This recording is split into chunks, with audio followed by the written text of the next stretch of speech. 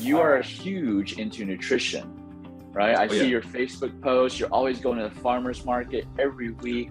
So how did you start getting into nutrition?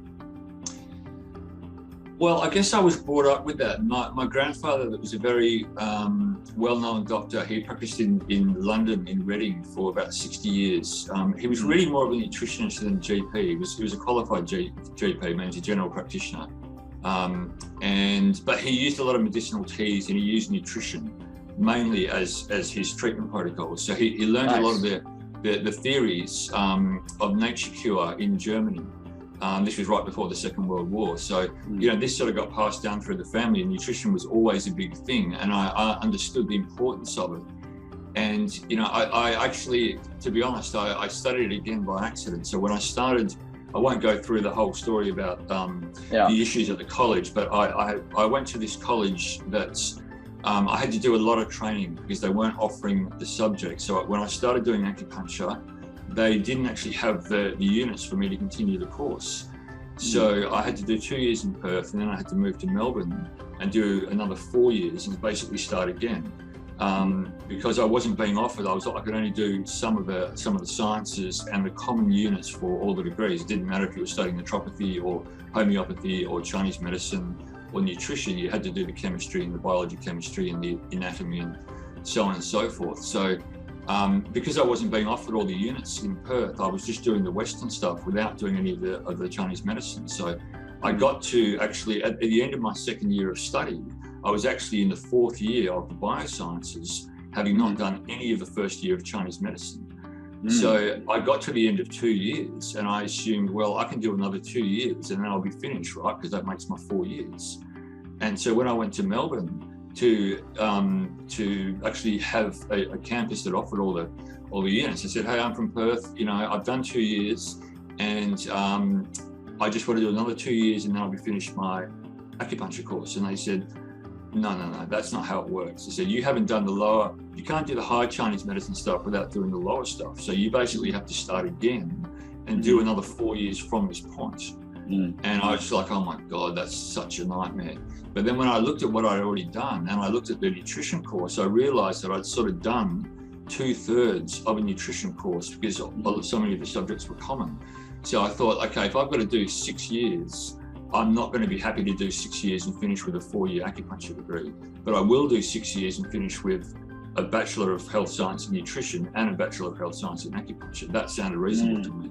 So that's the reason why. And again, it worked out for the best because nutrition is just so incredibly powerful. But I certainly didn't plan on doing a double degree and taking that all on at the one time. And then once I got to the end, I was actually very lucky. I went and studied in China at the end of my acupuncture degree. And I got to go and study in the hospitals over there in the place called Nanning in Guangxi province. It's very south and very west. It's right on the border of Vietnam. So I did that. I did an internship for 6 weeks, and then got back to Perth, or got back to Melbourne actually is where I was, and started doing my clinical practice in acupuncture.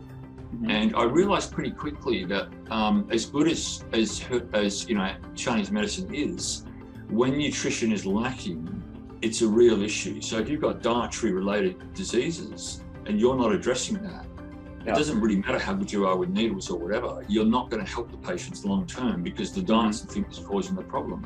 And I didn't have enough time in an acupuncture consult to talk about all the dietary stuff that I wanted to talk about as well. But I realized that this was really important because it was a missing link for a lot of people. And even physicians don't understand nutrition terribly well, or really at all. I don't know what it's like in the States, but in Australia, there's about 2 units that they can do right at the end of their medical degree, and both these are electives. And that's all the nutrition they do. They do like 6 or 12 hours in their entire study, which is just unbelievable. Yeah. So since nutrition is such important, which I agree, we do a lot of nutrition also in our clinic. I actually personally think nutrition is the permanent solution. Chinese medicine does help people get to a certain state, to a certain level of balance or function, but it's nutrition. Their day-to-day nutrition is what sustains and maintains that result.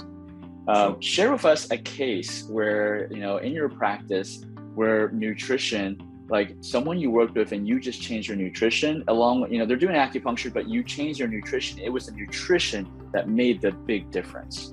Share with us a case about it. Yeah. There's been a few of them, but the one that immediately comes to mind is there's a patient that was a male, he's probably about 64, very high cholesterol levels.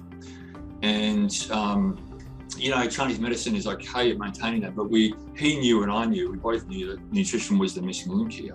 And so just by getting him to tweak his diet a bit and more, not even include a lot of stuff, but cut out things that were causing him the problem, that was really the way that he managed to basically halve his cholesterol levels in a very, very short amount of time. And I have all the blood work to show that.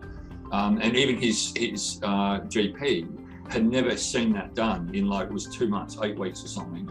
And he managed to halve his cholesterol levels and bring down his triglycerides as well. And that was purely on the basis of just making nutritional changes. So that's the power of speaking to someone who understands this, and actually, if the patient's willing to do that and make the changes, they will see the results. And when I'm in clinic, I talk about nutrition in terms of the foundations of your house. Okay, you've got to have the foundation strong if you're going to build a solid house. So you can't just add bits and pieces at the top and think, well, your house is going to stand up for 20 years, because it isn't. So nutrition is the framework of the body, and that has to be right. And once that's right, then you can get a lot more benefit from herbs and acupuncture and different types of modalities. But I always think there's very few patients I've come across that couldn't benefit from nutrition in some way, shape or form. But that was the kind of the obvious one. So blood sugar problems, but this case with cholesterol. And actually, it was only after about 3 weeks that he was starting to see significant improvement in his blood chemistry. And for some people, if you're diligent and you actually understand how to do it, change can happen pretty quickly. Yeah. And so you said 3 weeks. So it's not like, you eat healthy one day, everything improves. That's not how nutrition works.